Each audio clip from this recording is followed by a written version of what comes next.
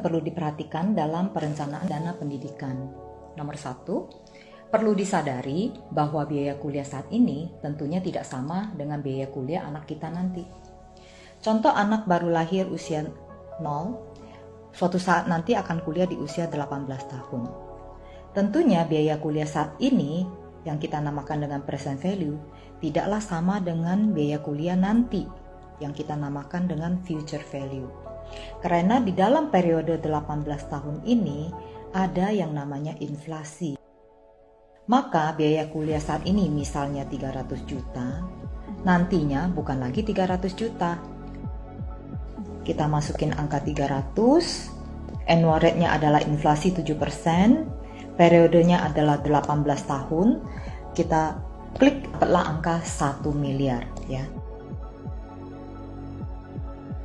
1 miliar ini adalah menjadi tujuan setiap orang tua untuk anaknya. Nah, pertanyaan kedua, kapan sih waktu yang tepat untuk memulainya? Apabila kita pengen mencapai goal ini 1 miliar, kalau kita mulainya dari usia 0, tentunya kita berangkat dari sini ya. Seperti kita sedang mengendarai sebuah sepeda.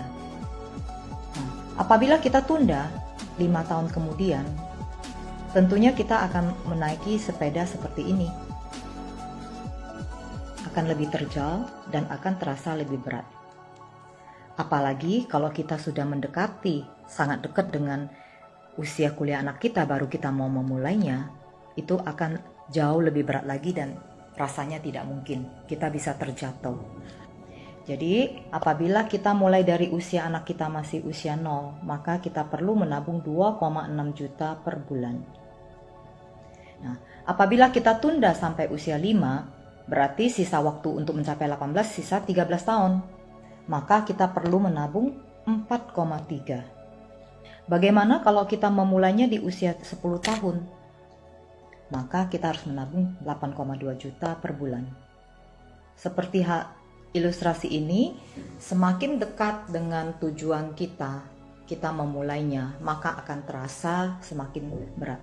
Jadi, kalau namanya pendidikan anak, always start early. Mulailah sesegera mungkin. Pertanyaan ketiga ini, apa jaminan saya bisa terus menabung untuk anak saya?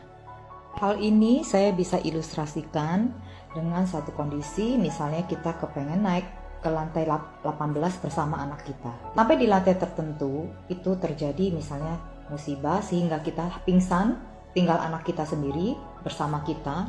Tentunya anak kita tidak bisa membawa kita naik ke atas karena anak masih kecil ya.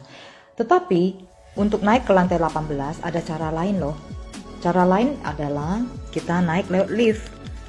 Kalau naik lewat lift ya, kita bersama anak kita masuk ke dalam lift. Waktu masuk kita sudah pencet lantai 18. Walaupun kita dalam perjalanan ke lantai 18 kitanya pingsan, anak kita tetap nyampe nggak ke lantai 18? Tetap nyampe. Tujuannya sama, caranya aja yang berbeda. Apabila kita hendak menabung pendidikan buat anak kita, apabila kita menempuh jalan ini, naik tangga, itu adalah kita menabung di satu tempat yang dimana tidak ada jaminan, tidak ada proteksi.